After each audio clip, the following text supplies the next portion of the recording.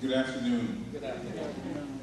My name is Mtangulizi Sanyika, and for those of you who do not know me, I am one of the original organizers of the Black Power movement and founders of SNCC at its second conference in Atlanta, Georgia in October of 1960,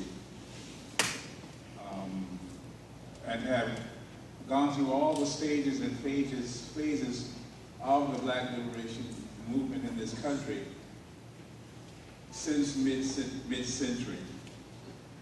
I knew Dr. King and walked with him, talked with Malcolm, although I didn't know him as well.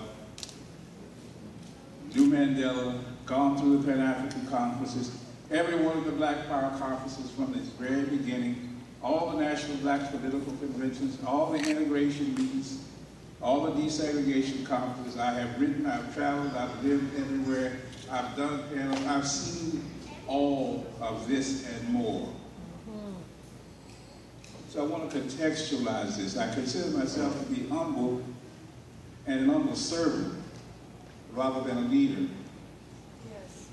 But I came here today because Judah said to me, we're going to be looking at all the social movements that have happened in Houston over a period of time. I'm not sure that's what I've been hearing, but I have been hearing something that has value and merit to what we need to think about. I've heard philosophical, ideological, and visionary proclamations being made. I've heard strategic statements. I've heard tactical proclamations. I've heard what should we do, what have we done, what we gonna do, what we gonna do tomorrow, the next day, and into the future. The whole panorama of what is possible to define what a people have gone through over a period of time. And that has been good, and I applaud that, and I think we should applaud the panel for what it has done thus far. I think we should give it a round of applause. However, or howsomever, I think there's another dimension of the conversation that is worth having when we come together like this, with all the diversity of propositions that we can make about from whence we have come. Yes. Related to the question, where is it we're trying to go? Yes. Because we're not just being descriptive, but we intend to be prescriptive. Yes. But the difficulty in this conversation is the analytics that are needed cannot be provided in such a short period of time, asking panelists to make 5-minute presentations. It's not going to happen, folks. And all of you are going to get frustrated like that brother did, because what's burning his soul was not resolved by the kind of conversation we're having. And there's nothing wrong with that. He's just young and impatient and has been through conversations like this where what's burning his soul was not answered, so he gets up and leaves. That happens to us when we open the floor for a conversation between us, because the depths of our pain is so deep that some of us just can't take it no more. And he couldn't take it no more, and unfortunately insulted the sister and the moderator and was asked to leave. That ain't the first time that's happened at a Black meeting. I'm just glad there was no security in the room, because in my day, something else would have gone down. I'm going to tell you, and Shirley knows what I'm talking about. Something else might have gone down. I thank God nothing else went down, because that had all the dynamics of some very dangerous encounters at Black conversations before. And I'm telling y'all what I know from practical experience. If that would have been another time in history with some other people in the room, something else would have gone down and all of us would have been hurt. So I just want to say that if you do this again, to be careful about that. But here's what I have learned about Houston. I'm from New Orleans, and I came here as a result of Hurricane Katrina. And I came here not wanting to stay here, because it is not my home. America is where I live, but Africa is really my home. Right. At the end of the day. Right. I'm just here for a little while. Houston is called the private city. Just for everybody's information, if you didn't know that. In America, it is known as the private oil and gas industry of the world. Well, most black people have to fight with the public sector around justice issues. Now, it's so in Houston. You have a different enemy or adversary, if you would, which is the private corporations that are in that downtown. What you have is called a polynucleated urban village. You have multiple downtowns. You have the medical center, you have the Galleria, you have the Central Business District, different places that capital and technology are concentrated. So you're not struggling against one system called the government. You're fighting private capital that is of a global nature, and you got people coming here from all over the world to learn the technology that is in Houston.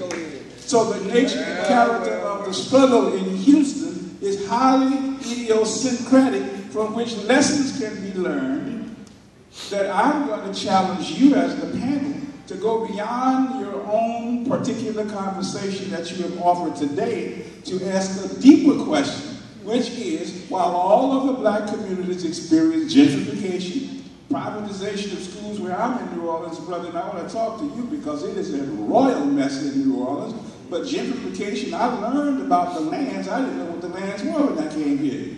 Till white folks told me, you don't want to live inside the loop. I said, why? What's wrong with the loop? I thought it was a big old circle. It is. But they're telling me all the bad things are in the loop, which means that's where all the black people are. So you want to live there, you want to go outside the perimeter. And to this day, most New Orleans people are outside that perimeter because they got sin out there. But then I discovered black Houstonians don't want to stay inside that loop either. They want to go to the lands and move out. What I am saying to you is the challenge.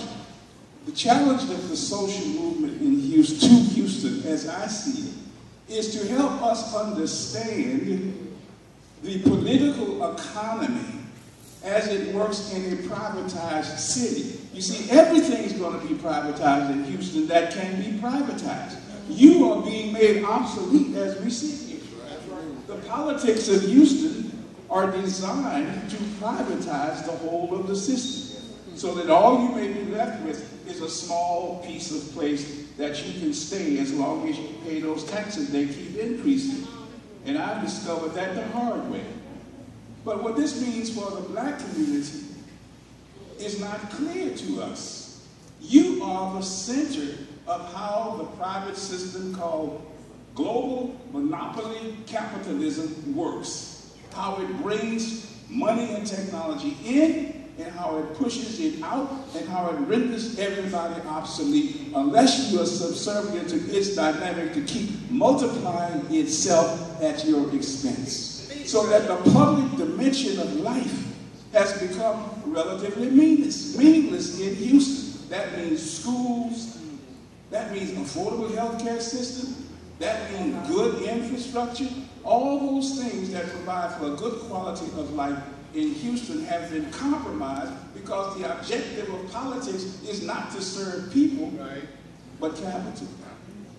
So I'm asking you to help us to learn lessons about this beyond here, because it happens here and everywhere else, but it is generated by the systems that we see concentrated in Houston more than we see in the other city. So I thank you. I thank you for the nature of the conversation you have offered us today. I've learned a lot. There's a lot more to be learned, but I challenge you to help us at a national level understand this global dynamic of capital moving human beings into obsolescence that is being practiced and perfected right here in Houston, and we all are paying the human consequence. Thank you for listening.